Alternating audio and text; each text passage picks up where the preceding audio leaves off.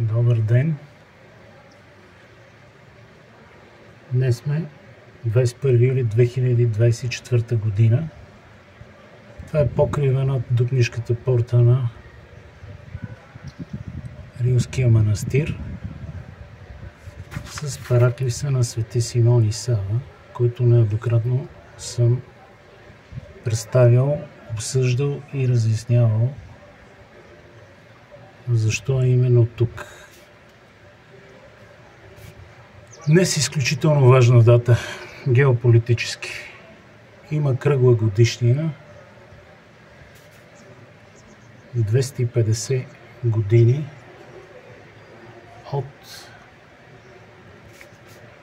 сключването на Кючук-Кайнарджишкия мирен договор, с който е сложен край на руско-турската война, започнала на 6 октомври 1768 година посредством затварянето на руския посланник Алексей Михайлович Обресков в Еди куле в Константинопол. На 10 ноември същата година започва и събирането на османската армия за война с Русия. Като повод за войната послужва нахлуването на отряд казаци в Балта в преследване на войни на Барската конфедерация.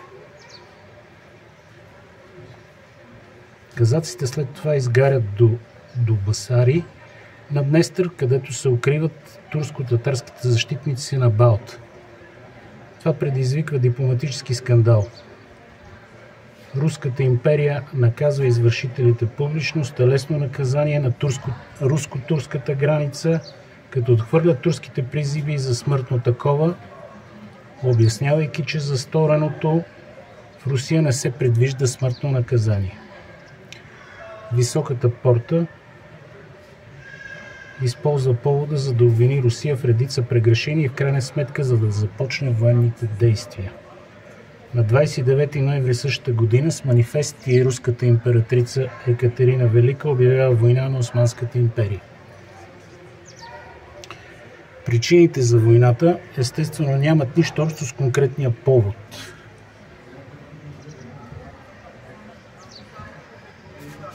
Те са много дълбоки, а в случая точно с тази война и чужди на собствено османски интерес.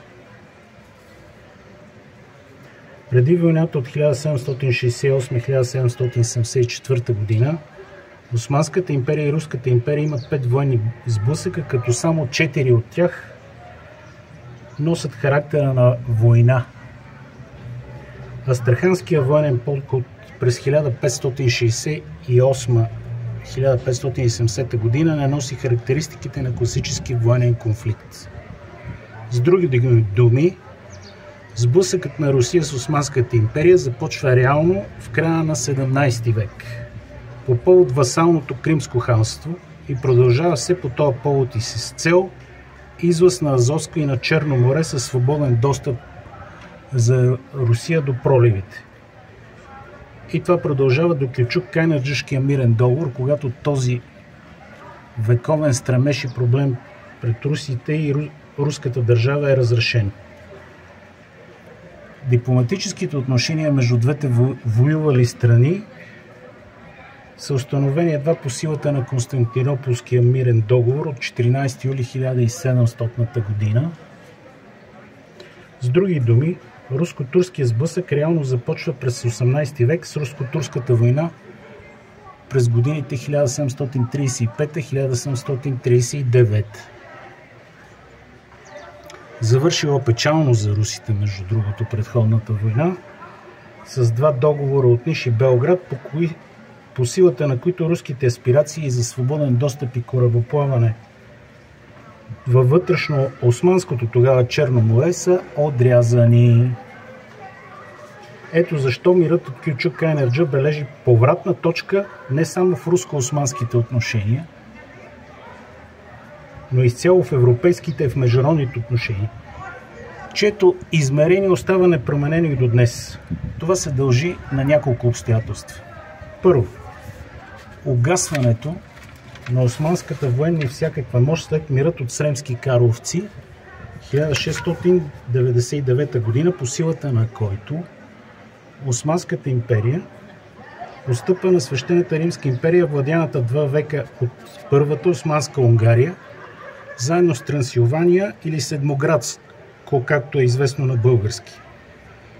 След крушението си в Голямата турска война, Османската империя никога не се възстановява напълно, а само постепенно линеи, за да започне и да гасне след мира от Кючук Кайнарджа. Нещо повече. Османците търпят още едно реално поражение в последвалата Австро-турска война, която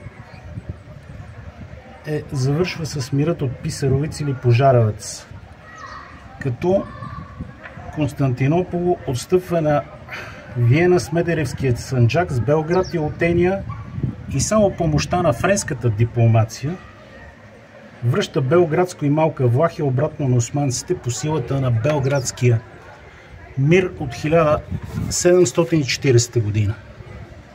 Второ, зависимостта на Високата порта през 18 век от френската помощ след мирът от Белград от 1740 година. По този начин Високата порта е принудена да се намеси на страната на Барската конфедерация срещу Русия през 1768 година и да започне война с Руската империя.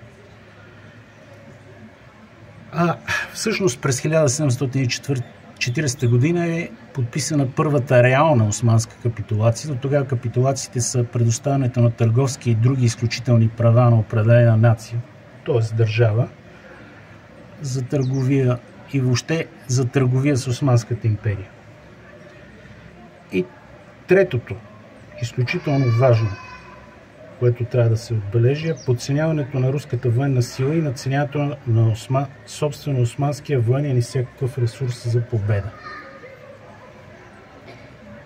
което води до развръзката в Кючук Кайнарджа, в резултат от което се стига логично до договора от Кючук Кайнарджа на 21 юли 1774 година, което събитие бележи началото на края на някогашната славна османска мощ и империя и едновременно е стратегическа победа на Екатерина Велика, единствената сред руските владетели, освен Петър I, която е удостоена с честта да се нарича в руската историография Велика. Днес дори не може да оценим подобаващо колко важно геополитическо събитие се случва на българска територия точно преди 250 години. И дали въобще има друго такова от историята на българската земя? Защо? Първо, Кючук Кайнарджашкия мирен договор окончателно подпечата разрива на българите с Османската империя. Вън от художествената трактовка за 5 века робство, от времето на Мохамед II завоевателя до време разделно на султан Мехмед IV, т.е. от Мехмед до Мехмед. Българите се множат, развиват и добруват като цяло под егидата на меча на Осман. С други думи, тази универсална имперска традиция, теокрация, българите я чувстват като своя. Съвсем отделен е въпроса какво се случва по време и след така наречената Голяма турска война, за да започне ранното ни пробуждане към възраждане през 18 век. И това пробуждане към възраждане е белязано от 1762 година, годината на написването на история славяно-българска и на възкачването на чело на Руската империя след дворцов преврат на Екатерина Велика. Дворянското или частта от дворянското съсловие извело Екатерина до императорския трон храни едни особени надежди, насочени към Балканите, които изкристализират 20 години по-късно в така наречения гръцки план. През 1770 години съветник и личен библиотекар на императрицата, разбирайте главен идеолог по източния въпрос, е небезизвестният Евгений Българина, родом от остров Корфу. Според злите езици именно той е в прицела на перото на хилендарския монах от неговото предисловие на историката му. Мирът от Кючук-Кайнарджа тотално преобръща пластовете на европейския политически концерт тогава, след което Русия засвира окончателно първа цигулка в Европа, а и света. Интересно е да се отбележи, че сред подкрепящите Русия в конфликта са съюзените Англия и Шотландия, по това време няма Великобритания, Дания и Тоскана. Такава била конюнктурата по него време. Също така е интересно да се отбележи, че звездата на бъдещия руски генералисимус Александър Суворов изгрява именно в войната, завършила с мира от Кючук-Кайнарджа, а русите за първи път през тази война преминават на юг от Дунав. Всеизвестен е случая с Тутракан, който той два пъти превзема, единия път неразрешено, за което военната колегия го осъжда на смърт, но руската императрица Екатерина Велика го помилва с известните думи: победителите не ги съдят. Та конюнктурата по него време на руско-турската война от 1768-74 година, завършила с мира от Кючук-Кайнарджа, следва тази на 7-годишната война. Отделно от това, само 2 години след договор от Кючук-Кайнарджа е обявена независимостта на 13-те щата и последва Бурбонската война между Франция и Англия, която спомага за утвърждаването на независимостта, с което се започва структурирането и изграждането на съвременния свят на геополитиката. Трудно е да си представим следващите 2 века, включително и днес, без Съединените американски щати. Но по времето на мира от Кючук-Кайнарджа Съединените американски щати ги няма на политическата карта. И нещо много интересно, първата държава, признава тяхната независимост, е Република Дубровник. Сърцето на Сърбия и сърбизма.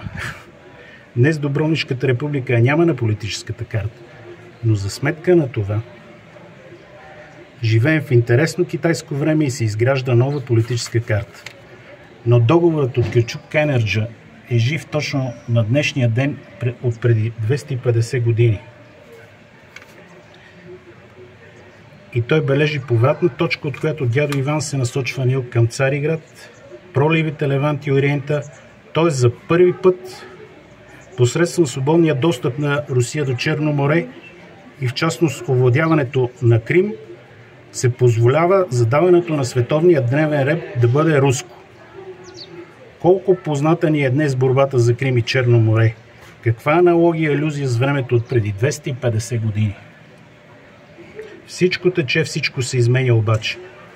Нека се върнем хипотетично 250 години преди мира от Кючук-Кайнарджа, 1524 година. Какво наблюдаваме? Султан Сюлейман Великолепни законодателят току-що е дошъл на власт. Белград най-накрая завоюван през 1521 година на 29 август от османците. Предстои решителната битка при Мохач, която ще изведе мечът на Осман до Виена и ще тури края на половин хилядолетното унгарско кралство. Ражда се новата първа европейска сила, а след Френско-османския алианс, сключен точно по това време, се създава и своеобразния баланс на силите в Европа просъществува точно до мира от Кючук-Кайнарджа. Тоест баланса на силите от новото време, след откриването на Америка. През 1520-те години Константинополски патриарх, т.е. Вселенския българинът Еремия I. Съвсем наскоро той бе канонизиран от Вартоломей по настояване на Бойко Борисов. Поне така се представиха неща. Патриарх Еремия I възстановява съвременния му вид, а манастира православна светиня на днешна Гърция, Осиос Лукас или Свети Лука. Така че, другарки и другари, дами и господа, времето е с нас и ние сме във времето на геополитиката с свети дядо Иван Рилски.